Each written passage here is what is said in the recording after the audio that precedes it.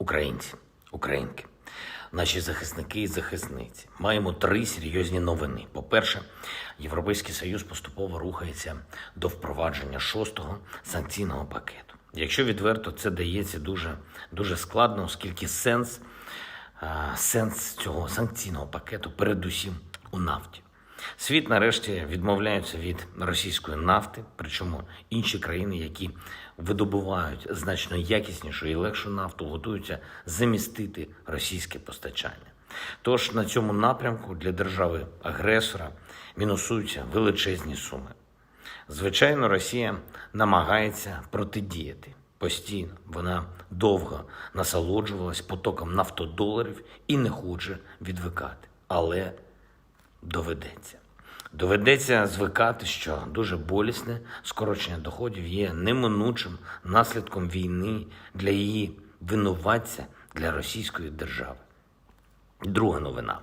Сполучені Штати Америки підтвердили на різних рівнях, що нашій державі направляються сучасні ракетні системи залпового вогню «Хаймерс». Ця зброя дійсно допоможе рятувати життя наших людей і захищати нашу землю. Я вдячний президенту Байдену, усім нашим американським друзям і народу Сполучених Штатів Америки за таку підтримку. Очікуємо. Дуже.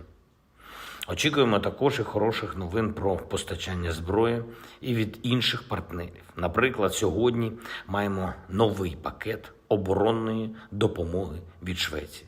Я дуже вдячний керівництву держави. Працюємо над тим, щоб вивести обсяг постачання саме сучасних бойових систем на значно вищий рівень. По-третє, у Києві поновлюють повноцінну діяльність все більше і більше посольств. Станом на сьогодні їх вже 50. Це дуже важливо і не тільки практично для роботи дипломатів, але й на символічному рівні. Кожне нове посольство, яке повертається в нашу столицю, є свідченням віри у нашу перемогу.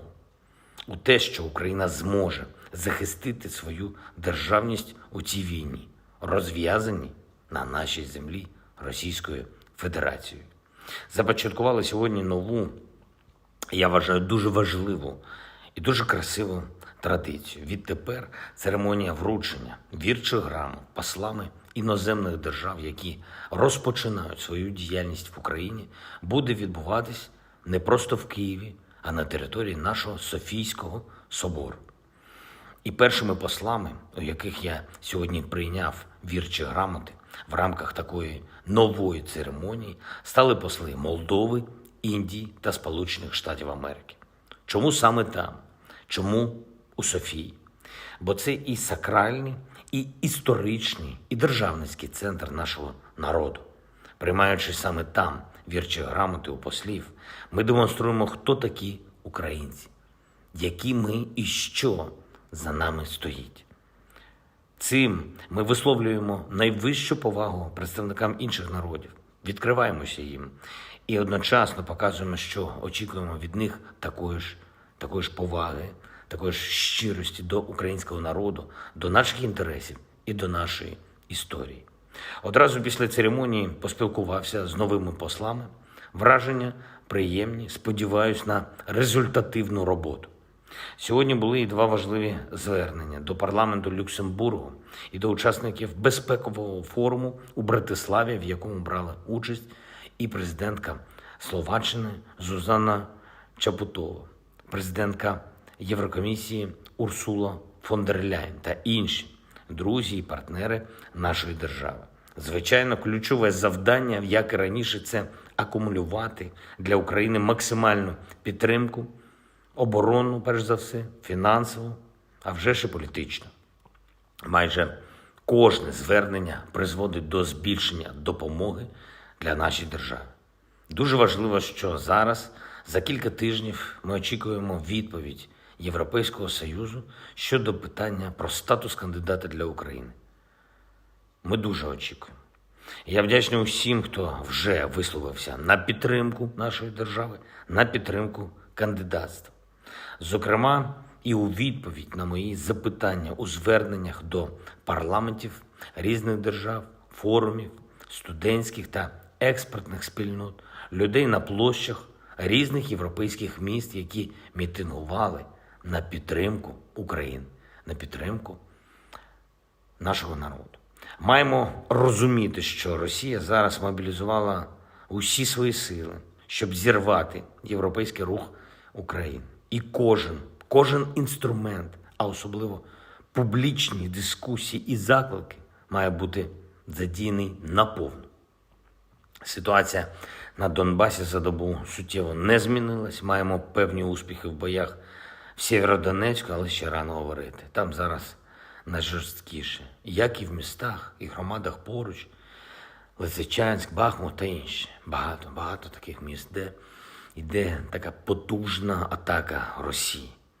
Російська армія застосовує всі наявні у неї збройні можливості, взагалі не рахує людей. Особливо цинічно, що в першій лінії атак дуже часто окупанти використовують саме тих людей, яких набрали у свою армію на раніше окупованій території Донецької і Луганської областей. Російські солдати часто просто ховаються за спинами цих так званих мобілізованих. Чим довше триває війна, тим більше підлих, ганебних і цинічних речей Росія назавжди вписує в свою історію.